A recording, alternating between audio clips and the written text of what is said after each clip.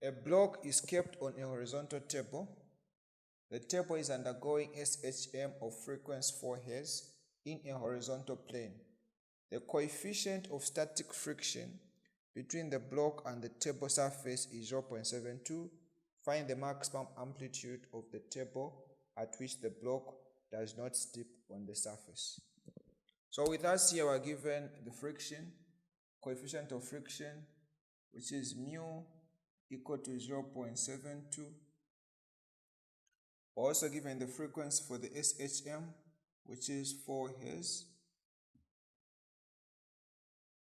And now we're told to find the maximum amplitude. Now looking at this problem, the only force acted upon here mostly is the friction force. So our friction force is what will be referred to as the net force.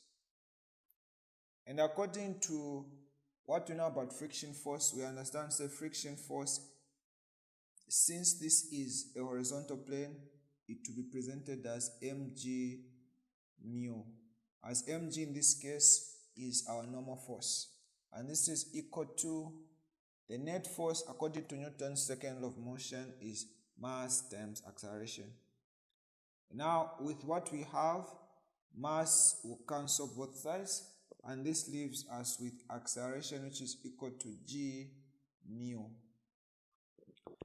Now from here we are told to find amplitude, and we can see to say we have acceleration, and acceleration as we know it, for you to have amplitude, it means that acceleration is maximum, and maximum acceleration is given as amplitude times angular frequency squared.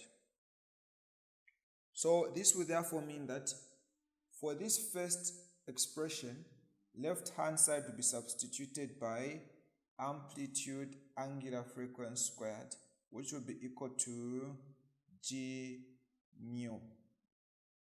And now from here, make a subject of the formula by dividing both sides by angular frequency squared.